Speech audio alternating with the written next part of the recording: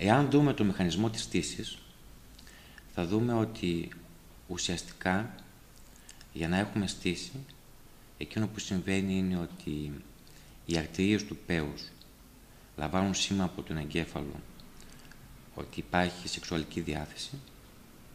Αυτό έχει σαν αποτέλεσμα να κάνουν αγκιδιαστολή, να αυξάνουν δηλαδή τη διάμετρό τους, με αποτέλεσμα να αυξάνεται η ροή του αίματος προς το πέος, να γεμίζει με αίμα και όταν πλέον φτάσει το μέγεθός του στα όρια της χωρητικότητας του εξωτερικού σκελετού του πέους, τότε δημιουργείται άκαμπτη στήση. Για να παραμείνει η στήση θα πρέπει ταυτόχρονα και οι φλέβες οι οποίες αποχετεύουν το αίμα από το πέος να κλείσουν. Και αυτό συμβαίνει με έναν πολύπλοκο βαλβιδικό μηχανισμό.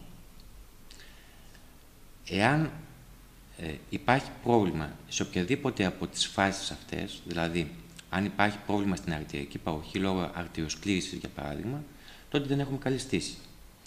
Αν υπάρχει βλάβη στο μηχανισμό φλεβικής σύγκλησης, τότε παρά το γεγονός ότι έχουμε καλές αρτηριακές παροχές, κάποιος δεν μπορεί να πετύχει στήση με ικανή στιβαρότητα ή δεν μπορεί να την κρατήσει. Είναι οι περιπτώσεις εκείνες τις οποίες ενώ αρχικά ο άρρωστος έχει καλή στήση, τη χάνει πριν ολοκληρώσει την επαφή.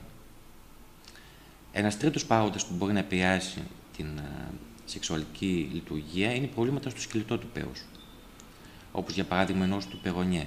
Είναι μια αρρώστια η οποία προκαλεί κάμψη του πέους. Στις περιπτώσεις στις οποίες έχουμε διαταραχές στην ανατομία του πέους, αυτές έχουν σαν αποτέλεσμα προβλήματα στην σεξουαλική ζωή του ζευγαριού. Για την αντιμετώπιση της αισθητικής δυσλειτουργίας, αυτή τη στιγμή υπάρχουν τρόποι, είτε φαρμακευτικοί είτε επεμβατικοί.